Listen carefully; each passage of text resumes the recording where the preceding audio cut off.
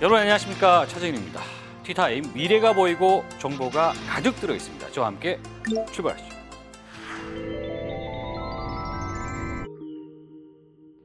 Hello, I'm here. What do I call you? Do you have a name?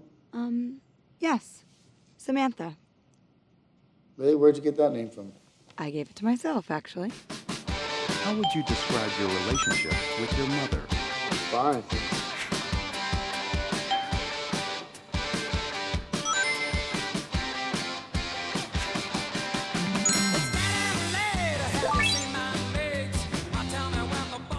딥러닝, 머신러닝. 딥러닝이라는 건 머신러닝 한 분야입니다. 나는 누구야? 본인이 누구신지 먼저 알려주시겠어요? 이런 거 왜 합니까, 근데? 한 주간의 IT 뉴스를 정리하는 위클리 티 시간. 여러분의 사랑이 필요합니다. 후후. 도대체 학생들은 어떤 교육을 받고 있으며 도움이 되느냐? 사실 고백을 드리자면 저 이 프로그램 만드는 거를 주입식 교육으로 그 선생님이 선생님이 지금 부실해요. 선생님이 이상해요. 선생님이 부실해서 지금. 네, 티트렌드. 이 제품을 갖다가 설치만 딱 하면은 예. 바로 적는 즉시 그대로 옮겨지는 서비스입니다. 언론사에서 이런 걸 왜 만들었을까요? 네, 오늘의 팁. 최근 들어서 이 딥러닝, 머신러닝, 뭐 시스템이나 로봇 같은 것들이 이제 교육을 하는 그런 개념이라고 합니다. 어떻게 쓰이고 있는지 한번 자세한 이야기를 해보겠습니다. 김정희 연구원 함께합니다. 안녕하세요. 그러니까 저는요, 네. 머신러닝이라는 얘기가 막 나올 때 네. 갑자기 딥러닝이 나오더라고요. 그래서 뭘 그렇게 깊이 공부하나 뭐 이렇게 했는데 네. 같은 말이겠거니 했거든요. 네. 다른가요? 네, 이제 딥러닝이라는 건 머신러닝 한 분야입니다. 이제 머신이라고는 하지만 이제 뭐 우리가 공장에서 돌아가는 그런 기계는 당연히 아니고요. 네. 저희가 이제 프로그래머들이 개발자들이 어떤 알고리즘을 미리 설정을 해둡니다. 예. 예를 들자면 뭐 이미지를 배워라, 음성을 배워라, 아니면 뭐 글자를 배워라. 그렇게 미리 설정을 해두면 예. 데이터가 이제 들어올 때 그 데이터를 이용해서 자기가 어떤 원하는 목적을 달성하는 거예요. 그러면 딥러닝. 딥러닝은 이제 목적은 같습니다. 예. 목적은 같은데 방법론이 다르다고 할 수 있는데요. 단순하게는 처음에는 뭐 어떤 그 선이나 색깔 이런 걸 인식한다면 그 다음에서는 어떤 모양을 인식한다던가 그 다음에서는 계속 추상적인 레벨로 올라가서 이렇게 다층적인 의미를 가진다는 의미에서 딥이라고 이야기를 합니다. 예를 들면 페이스북에서 네. 딥러닝이 들어간다고 얘기를 하더라고요. 네. 어떤 얘기죠? 사진을 찍어서 올리시지 않습니까? 사진 찍어서 올리는. 그런데 내가 사진에 이 사람이 누구누구다라고 전혀 이야기를 하지 않습니다. 그렇죠. 그런데 누가 태깅 됐어요. 누가 맞아요. 이 사진이 있어요라고 알려줍니다. 맞아요. 그게 바로 페이스북의 딥러닝으로 얼굴 인식해서 그런 작업을 다 하고 있는 겁니다. 아니 그게 어떻게 가능한 겁니까, 그게? 페이스북 같은 경우에는 굉장히 많은 사진 데이터들을 가지고 있습니다. 예를 들어서 그 사진을 찍고 올리면서 나 어디서 김정희 만나서 무슨 이야기 했어. 예. 그러면 아, 이 사진에는 김정희가 있구나. 그렇죠. 그렇게 판단할 수가 있는 네네. 거죠. 그것만으로도 부족하니까 요즘에는 크라우드 소싱이라고 해서 사용자들이 알게 모르게 답을 달게 하는 거죠. 제 사진을 보여주고 김정희, 임꺽정, 홍길동 예. 이렇게 객관식 답을 주고 이 사람은 누구지? 친구들한테 묻습니다. 아, 그래요? 예, 그러면 이 사람 친구들이 김정희라고 찍을 거지 않습니까? 예. 아, 그럼 이제 이 사진은 김정희구나. 계속 답을 쌓아가는 거죠. 그 뭐 눈과 눈 사이에 뭐 거리 이런 거 다 잰다는 얘기입니까, 그러면? 뭐 결국엔 딥러닝도 그걸 하겠지만 예. 이제 그 어떤 게 제일 중요한 건지는 이 딥러닝 알고리즘 자체가 파악을 하는 거죠. 엔드라이브에 네네. 제가 사진을 찍어서 올리면 네, 그걸 인식하는 기능이 있단 말이에요. 네 그렇습니다. 지금 네이버 엔드라이브에 올라가 있는 기능은 분류를 편하게 해드리게 하기 위해서 사진이 올라오면 분류를 해줍니다. 그런데 그런 분류를 하기 위해서는 저희가 미리 그런 데이터를 대량으로 수집을 합니다.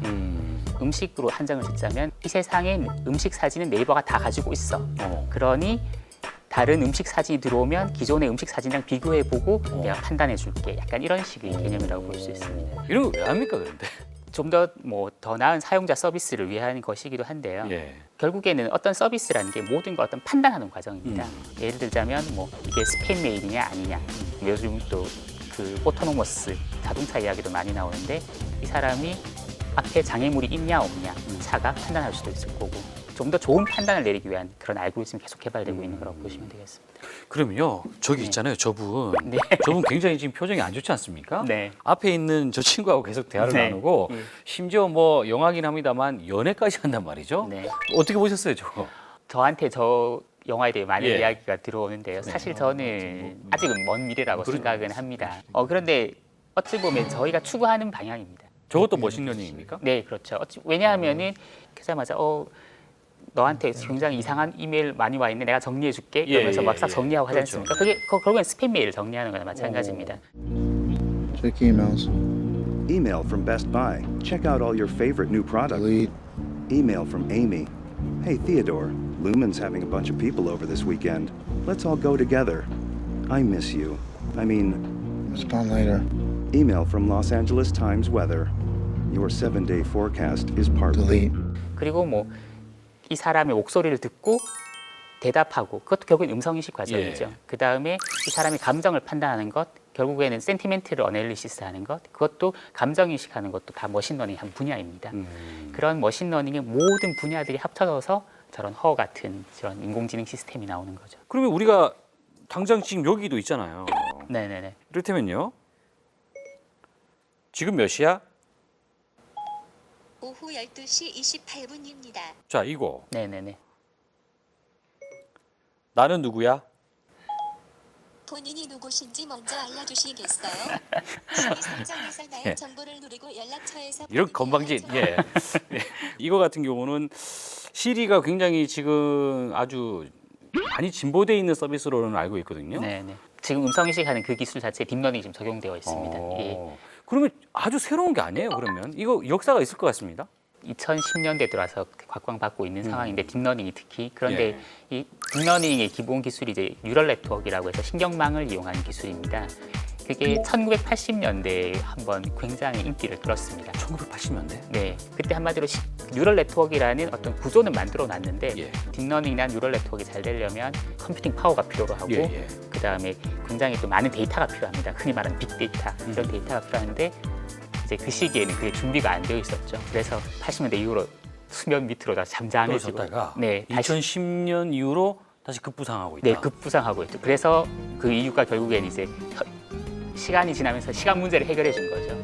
그 하드웨어가 이제 좋은 게 나오면서 컴퓨팅 파워 문제가 해결이 되고 그 다음에 이런 뭐 인터넷, 뭐 네이버 이런 서비스들이 나오면서 데이터들이 많이 모이기 시작했고 그래서 이제 그런 딥러닝 알고리즘을 사용할 수 있는 이제 여건이 형성이 된 거죠. 그 충분히 이제 재료가 많으니까 네. 요리하기가 쉬워졌다는 얘기가 될 텐데 네. 방법이 뭐 지도 학습이 있고 네. 비지도 학습이 있답니다. 네네네. 이게 어떤 얘기죠? 이제 지도 학습과 비지도 학습인데 아기가 고양이라는 대상을 인식을 하고자 할 때 길에 다니는 고양이나 그 다음에 그림책에 있는 고양이 사진을 보고 이게 뭘까? 뭔지는 모르지만 예. 어떤 그 대상이 이런 대상이 있다는 걸 인식을 합니다. 그러겠죠. 뭔지는 알려주지 않아도 그게 비지도 학습입니다.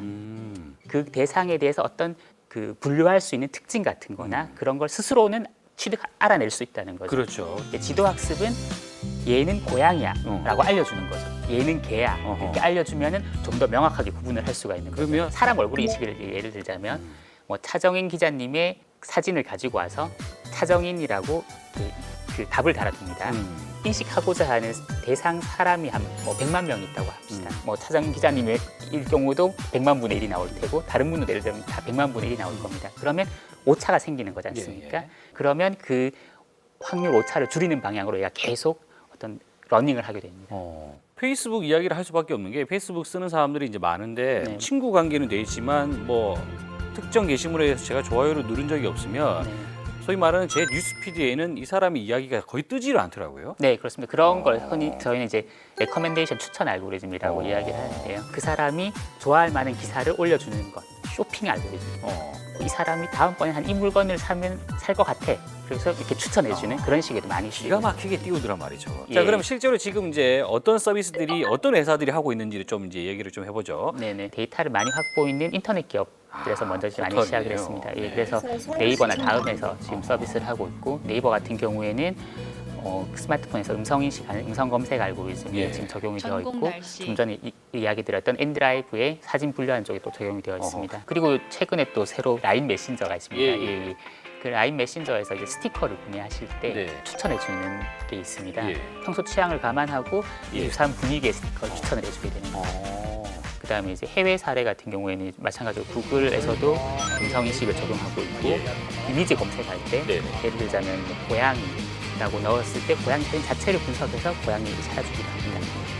그리고 뭐 MS에서도 마이크로소프트에서도 마찬가지로 음성 인식 쪽이나 이미지 쪽에 쓰고 있고 페이스북에서 아시다시피 얼굴 인식 쪽에 많이 적용을 하고 있고 그렇군요. 그다음에 최근에는 또 이제 로봇 저널리즘이라고 해서 프로그램이 알고리즘이 기사를 대신 써주는 그런 것도 많이 이야기되고 있습니다. 뭐 저기 뭐 증권 기사 이런 거 짧은 거는 알아서 그냥 대신 네네. 써준다 그러더라고요. 네, 그렇습니다. 간단한 기사는 써줄 수가 있지만 논평을 하는 기사는 사실 로봇이 쓸 수는 그렇군요. 없죠. 예. 요즘에는 그 보안 컴퓨터 바이러스를 디텍트하는 보안 기업에서도 예. 컴퓨터 바이러스의 어떤 패턴 자체를 머신러닝으로 학습시켜서 찾아내자. 핀테크가 많이 이야기가 되고 그렇죠. 있는데 간편한 걸 요구하게 되고 그럼 상대적으로 취약해질 수밖에 없는 게 어찌 보면 보안 쪽입니다. 그렇죠.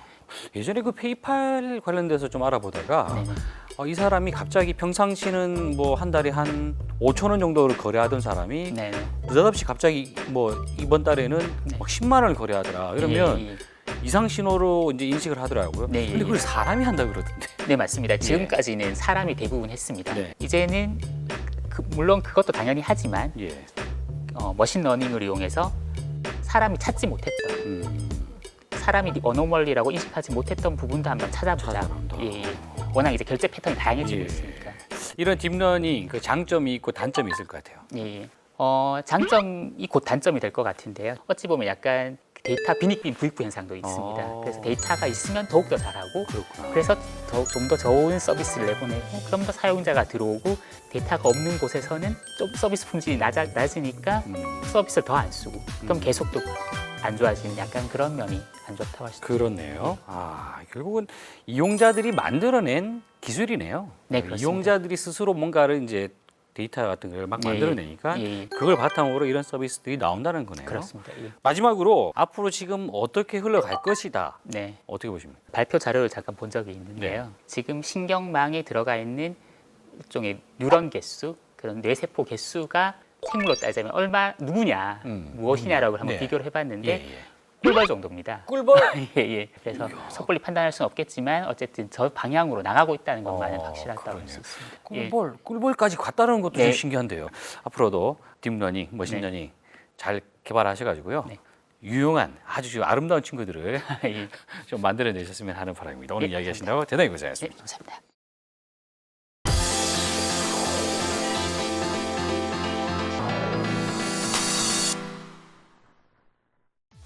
한 주간의 IT 뉴스를 정리하는 위클리 T 시간. 준비하는 자의 IT 소식 지금 시작합니다. 철옹성 같은 요금제의 변화가 일어나고 있습니다. 드디어 혁명이 일어나는 건가요? KT를 시작으로 LG U+에 이어 SK텔레콤까지 데이터 중심 요금제를 내놓음으로써 국내 이동통신 시장의 데이터 중심 시대가 활짝 열렸습니다. 이는 소비자들의 통신 소비가 음성통화에서 데이터 사용으로 옮겨가면서 불러온 요금혁명으로 평가되는데요. 이번 데이터 중심 요금제를 계기로 국내 통신 시장은 모바일과 데이터를 중심으로 그 축이 옮겨가며 혁신적인 컨텐츠와 서비스가 출현하는 등 새로운 모바일 생태계가 조성될 것으로 기대하고 있습니다. 요새 누가 전화하나요? 메신저 하나면 충분합니다. 저도 요금제 받으러 갑니다. 다음 카카오가 국민내비 김기사를 인수했다고 합니다. 로게놀이 서비스하고 있는 국민내비 김기사는 국내에 1,000만 명이 애용하는 대표 스마트폰 내비게이션인데요. 다음 카카오는 로게놀 지분 100%를 626억 원에 인수하고 자회사로 편입할 예정입니다. 다음 카카오는 이미 카카오택시에 김기사를 연동해 길 안내 기능을 제공하고 있는데요. 김기사는 조만간 일본과 중국 등 아시아 시장 본격 진출 계획과 더불어 다음 카카오의 인프라 및 노하우를 통해 더욱더 시너지를 극대화할 것이라고 강조했습니다.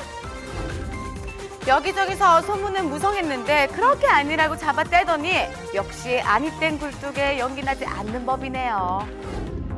글로벌 동영상 커뮤니티 유튜브가 서비스된 지 10년이 지났지만 매년 1일 방문자 수는 40% 이상, 동영상 시청 시간도 50% 이상 증가하고 있는 것으로 나타났습니다. 지난 2005년 베타 서비스를 시작한 유튜브는 독창적인 저작권 보호 시스템을 개발하고 컨텐츠를 수익화할 수 있는 기반을 구축하며 독자적인 플랫폼으로 성장했는데요. 특히 한국의 경우 올해 들어 유튜브 시청 시간이 전년 대비 2배 이상 증가하는 등 다른 국가보다 높은 성장세를 보인 것으로 분석되며 전 세계적으로 유튜브 시청 비율이 가장 높은 나라로 꼽혔습니다. 저도 유튜브 스타 참 되고 싶은데요. 여러분의 사랑이 필요합니다. 한국이 인터넷 속도에서 여전히 세계 1위를 보수하고 있습니다. 비즈니스 인사이더는 클라우드 서비스 기업 아카마이의 보고서를 인용해 세계에서 가장 인터넷이 빠른 나라 10곳을 소개했습니다. 한국은 인터넷 평균 접속 속도가 22.2mbps로 부동의 1위를 지키며 2위 홍콩의 16.8mbps보다 32% 이상 빨랐는데요. 3위는 15.2mbps의 일본이 차지해 1, 2, 3위 모두 아시아 국가가 차지했습니다.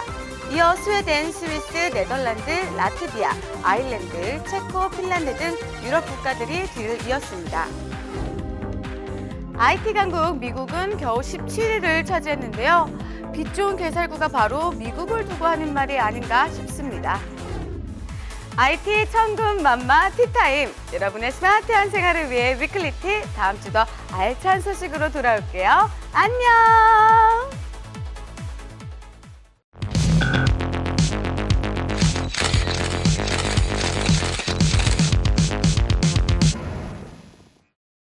네, 테크놀로지로 수다를 어디까지 떨어볼 수 있는지 계속해서 확인하고 있습니다. 유재석, 장혜림 기자 함께합니다. 안녕하세요. 안녕하세요. 테크수다 오늘 무슨 주제로 이야기합니까? 소프트웨어 교육. 소프트웨어 교육이다. 다양한 이제 이야기를 할 수가 있는데 지금 어떤 것들을 우리가 생각할 수 있죠? 일단은 우리가 생각할 수 있는 게 도구적인 측면에서는 네. 지금 오픈 소스라 그래서 모두가 사용할 수 있는 프로그램이 나온 게 있습니다. 뭐죠? 스크래치라는. 스크래치? 스크래치는 이제 프로그래밍 언어예요. 이거를 애들이 할 수 있도록 교육용으로 아니면 프로그래밍을 하고 싶은 사람들이 입문할 때 쓸 수 있도록 좀 쉽게 만들어 놓은 거예요. 스크래치 말고도 코드라는 프로그램은 게임을 만들 수 있는 프로그램이고요. 앱 인벤터, 뭐 또는 터치 앤 디벨롭 이런 것들은 앱을 쉽게 만들 수 있는 도구예요. 소프트웨어 도구고요. 컴퓨테이셔널 싱킹, 그러니까 컴퓨터 과학적인 사고, 컴퓨팅적 사고 이런 것들을 가르칠 수 있다는 것이 가장 핵심적인 내용인데요. 그렇게 해서 뭐 하게요? 창조 경제에 굉장히 도움을 줄 수가 있나요? 창조 경제에 도움이 되죠. 옛날에 저희 이제 수학 문제 풀 때 기억나시잖아요. 막 근해 공식 뭐 있잖아요. 순간 깜짝 놀랐네요. 제가 창조 경제 얘기하고 갑자기 근해 공식 이러니까 순간적으로 야 이거 절대 의도한 바가 아닌데. 어려운 공식들이 있는데 예를 들면 더하기 마이너스, 뭐 각도 같은 것을 입력을 했을 때 바로 어떤 결과가 나오는지를 결과물로 확인을 할 수가 있습니다. 아 그러면 이 수학을 잘하기 위해서 이런 교육을 받아야 된다 이 말이에요? 뭐 그런 측면도 있고요. 저희가 이제 한글을 배웠잖아요. 막 이메일 보내는 법도 그때는 이유를 몰랐는데 2015년을 봤을 때는 한글 할 줄 모르면은 업무를 할 수가 없게 되잖아요. 이 다음 세대는 프로그래밍을 직접 이용해야만 업무를 할 수 있는 시대가 열릴 것이다 라는 관측이 있기 때문에 움직이는 거예요. 자 그럼 저희가 실제로 그 교육을 한번 받고 싶습니다. 도대체 학생들은 어떤 교육을 받고 있으며 과연 이게 논리적 사고를 할 수 있는데 도움이 되느냐? 네. 제가 한번 직접 받아보고 싶습니다. 난 선생이고 넌 학생이야. 뭐 이런 식으로 되는 건가요? 예, 알겠습니다. 이거는 코드다 노알지라는 프로그램인데요. 시작하기를 누르면 네, 이런 화면이 뜹니다. 확인을 누르면 이게 스크래치 기반으로 된 게임이에요. 일단 move forward라고 하면 앞으로 간다 이건데요. 이 박스를 두 개를 붙이면 앵그리버드가 어떻게 할까요? 실행을 해보도록 하겠습니다. 두 칸 같네요. 네. 축하합니다. 미션을 해결해서 앵그리버드가 축하합니다. 1번 퍼즐을 해결했습니다. 이렇게 나오고 주목하실 점은 밑에 코드 줄이 나왔어요. 코드 두 줄을 써서 앵그리버드를 두 칸 이동했다. 맞습니다. 다음 스텝에 가서는 뭐 오른쪽으로 도는 것도 나오고 왼쪽으로 도는 것도 나오고 그렇게 됩니다. 아니 그러니까 이런 명령어들을 써서 이 앵그리버드가 움직이게 한다. 네. 지금 이거를 가르친다고요? 애들이 이걸 하면서 내가 블록을 쌓으면 앵그리버드가 움직이는구나 이거를 알게 돼요. 이거를 좀 더 진화시키면 더 많은 움직임을 이제 줄 수 있다는 얘기인데 그렇게 하다 보면 계속해서 이른바 코드라는 거 그것들이 막 쌓인다는 얘기네요. 맞습니다. 그래서 조금 심화된 걸 제가 한번 예. 보여드리겠습니다. 그럴까요? 이건 아까 좀 전에 봤던 그 장혜림 선생님이 보여줬던 거하고 좀 달라요. 조금 더 예. 만들어야 될 게 많습니다. 이건 예를 어떤 들면은 겁니까? 무대와 두 개의 바와 공을 이용해서 게임을 만들게 되는데요. 명령어를 이제 세 군데 각각 넣는데요. 네. 조금 복잡합니다. 여기 오른쪽에 파란색 깃발이 있는데요. 이게 시작이라는 이제 명령어예요. 예. 그러니까 이제 마우스가 움직이도록 명령어를 넣은 겁니다. 그 다음에 이제 동작이 했을 경우에 X좌표에서 어디로 정하기. 여기서 마우스 X좌표가 있거든요. 이렇게 넣었을 때 하나의 프로그램이 완성이 되는데요. 이게 무엇이냐면 시작을 했을 때 마우스가 움직이고 그 선생님이 선생님이 지금 부실해요. 선생님이 이상해요. 선생님이 부실해서 이상해요. 지금 선생님이 부실해가지고 엄마 부릅니다, 엄마. 자, 그러니까 이 노란색 바와 공 그리고 빨간색 바가 있는데 이 세 가지를 잘 활용해서 내가 원하는 게임을 만든다라는 얘기인데 그 게임을 만들기 위해선 여기 있는 이런 명령어들을 이런 식으로 구현할 수 있어야 되는. 집어넣어서 짠다라는 얘기예요, 그죠? 네. 이제 만들었다. 어떻게 만들었어요? 그러니까 네, X좌표라는 게 결국 마우스라는 겁니다. 아하. 그러니까 마우스를 무한 반복하는 것을 따라온다라는 거를 이런 코드로 입력을 하는 그래요. 거죠. 지금 네. 그러면 코드를 입력을 해놓은 상태예요. 네, 해놓은 상태죠. 핑퐁. 네. 유재석 기자가 만든 핑퐁이라는 게임 네. 한번 해보죠. 스페이스를 누르면 게임이 시작되게 명령어를 해놨습니다. 예. 그러면 얘 쫓아다녀요. 우와. 이거 뭐죠? 이거 약간, 왜 이러고 있죠? 약간 버그가 있어요. 얘가 쫓아다녀요. 얘는 자동으로 쫓아가게끔 이렇게. 야, 이걸 초등학생한테 한단 말이에요? 이 초등학생이 어떻게 좀 이해가 갑니까? 네, 갑니다. 재밌네요. 예? 이게 재밌다고요? 야, 정말 이거는 초등학생한테 가르친다니 이거 좀 힘든 것 같은데? 사실 가르쳐 드릴 게 하나 더 남아 있어요. 또 있어요? 또 있어요? 이제 이번에 배울 거는 전기 요금 계산이에요. 전기세. 아까는 원래 있는 블록들을 다 사용을 했잖아요. 네. 근데 이번 블록은 내가 만드는 겁니다. 네. 파란색은 동작, 뭐 갈색은 뭐 이벤트 이런 식으로 나와 있습니다. 네. 데이터는 변수예요. 그랬을 때 표가 일단 있습니다. 보여드릴게요. 기본 요금 더하기 전력량 요금이 결국은 전기세예요. 일단 변수를 설정을 해야겠죠. 예. 기본 요금이 영향을 미쳐요, 전기세에. 또 전기 사용량이 영향을 미쳐요. 재료들을 모았고 이 재료들을 깃발을 누르면 실행할 수 있게끔 제가 코드를 짜왔습니다. 네가 전기를 100 이하로 사용했거나 100 정도를 사용했으면 네 기본 요금은 490이야.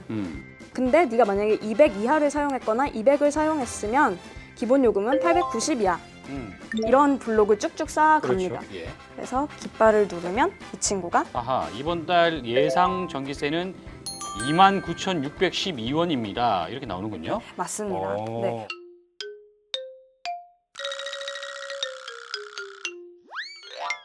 한국전력에서 알아서 다 할 것이지 뭐 우리가 그걸 알아야 됩니까? 그렇지만 네. 아이들이 이런 것들을 직접 만들면서 네. 전력 요금이 어떻게 나오는지 알 수 있는 거는 또 다른 예. 배움이라고 생각합니다. 사실 고백을 드리자면 저 이 프로그램 만드는 거를 주입식 교육으로 유튜브를 보면서 만들었습니다. 네. 근데 이게 교사 교육이 정말 중요하다는 걸 알게 됐어요. 제가 주입식 교육으로 만들다 보니까 생각을 안 하게 됩니다. 그냥 이거 넣고 이거 넣고 이거 넣으면 만들어지네. 예. 그렇게 주입식으로 교육을 받게 되면 이거를 평가를 해야 되잖아요. 애들이 시험을 봐야 된다는 그러네요. 거죠. 시험을 보고 나면 이거를 또 어떻게 될까요? 또 서열화 문제가 그뿐만 아니라 이거 지금 학원 생길 것 같네요. 예, 맞습니다. 네, 입시 학원 반영되네요. 생겼어요. 예. 그럼에도 불구하고 저는 소프트웨어 교육이 열어줄 가능성이라고 해야 되나요? 창의력에 대한 가능성은 좀 매우 높다고 봅니다. 그래서 사실은 교육을 어떻게 바라봐야 할 것인가를 봤을 때는 아이들한테 좀 더 많은 기회를 준다는 측면에서 소프트웨어 교육은 반드시 필요하지 않을까.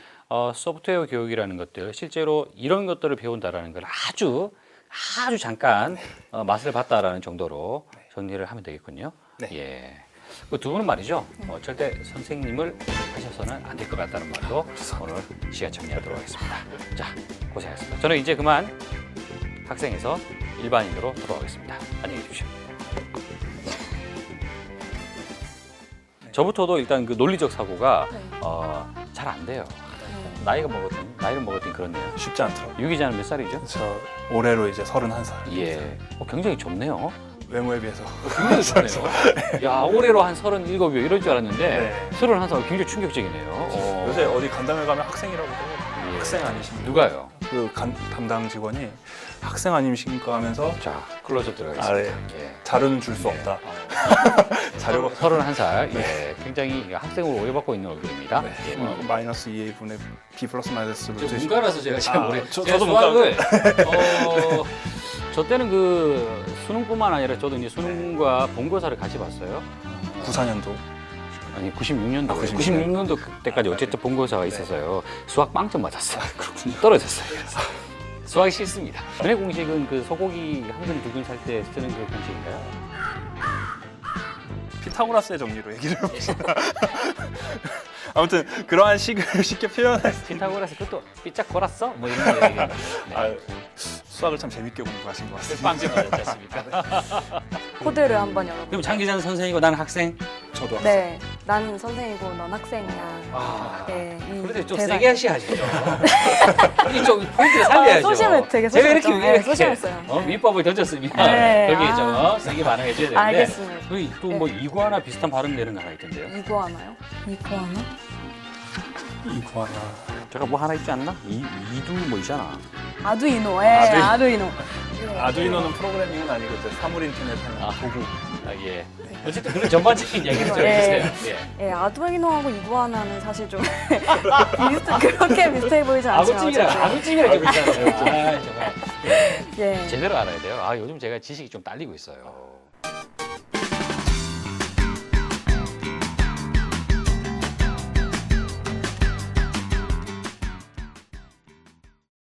네, 티트렌드 백상훈 이사와 함께합니다. 안녕하세요. 네, 안녕하십니까. 자, 오늘은 또 어떤 테마를 또 준비하셨습니까? 네, 첫 번째 아이템은 예. 그냥 화이트보드에다가 이 제품을 갖다가 설치만 딱 하면은 예. 바로 적는 즉시 내 PC 앞에 그 내용이 그대로 옮겨지는 서비스입니다.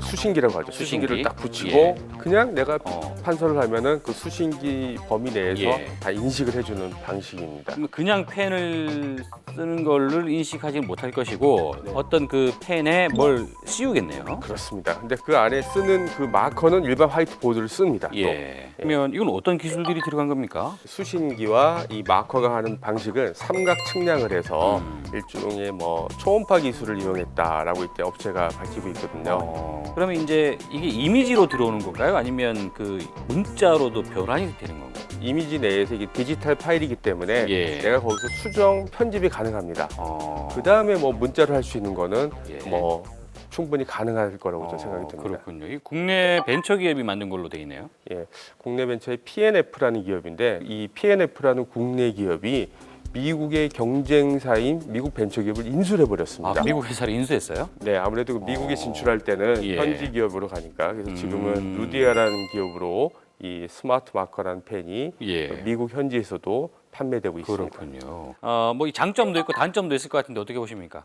아무래도 뭐 가장 큰 장점은 기존의 전자칠판이 아닌 화이트보드를 쓰려는 게 가장 큰 장점이고 예. 단점은 초기 구입 비용이 비쌉니까? 네, 한 $700 정도. 칠판이 여러 개 있거나 그걸 또 사가지고 관리하고 하는 부분이면은 또뭐 없는 기업은 또 부담이 될 수도 있겠죠. 최근에 그 프로듀서라는 그 드라마가 인기인데 네, 관심 많습니다. 예, 1박 2일 팀의 회의를 들어가서 화이트보드에 뭔가 적은 거를 막 가립니다. 그게 막내의 역할이었거든요. 예, 이게 됐다면 확 지워버리면 네. 지워버리면 크게 문제가 없었지 않았을까 하는 생각이 네. 드네요. 네. 자, 두 번째 유용한 아이템 뭡니까? 두 번째 아이템 해외 아이템인데요. 이번에는 말하는 회의를 네. 다 알아서 받아 적어서 어? 텍스트까지 해주고 기록해주는 리스닝 테이블입니다.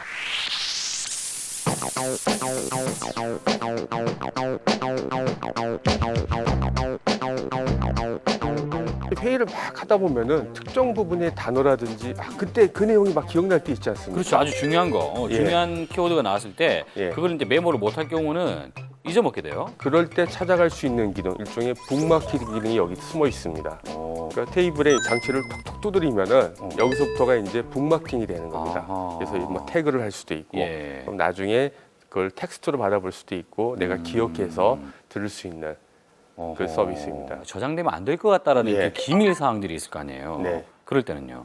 예, 그게 가장 큰 어떤 취약점인데요. 그래서 예. 이 서비스가 그런 부분들을 생각을 했는지 일정 기간이 되면은 이거를 삭제하는 기능을 줬습니다. 예. 그러면 회의한 사람이 저장돼 있는 파일을 PC에 옮겨서 네. 이제 볼 거 아닙니까? 그럼 그때 또 음성 파일로 듣는 거예요?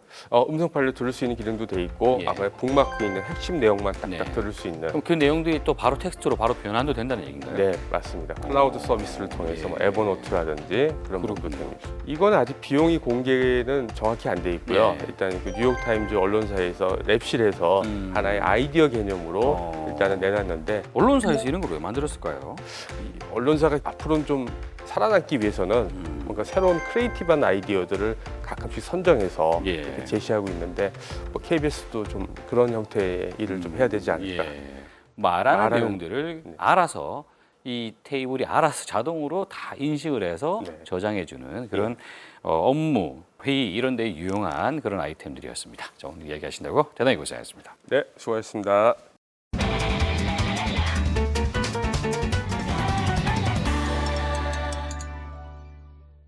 네, 티타임 오늘은 딥러닝과 관련된 이야기를 해봤습니다. 완전히 새로운 개념일 것이다라고 생각을 했지만 알고 봤더니 80년대부터 차곡차곡 연구가 진행된 것이 이제 이렇게 빛을 보고 있는 그런 상황이라고 하는데요. 역시 IT는 공부가 뒤따라야 될 것 같습니다. 다음 주에 또 좋은 이슈로 찾아뵙겠습니다. 고맙습니다.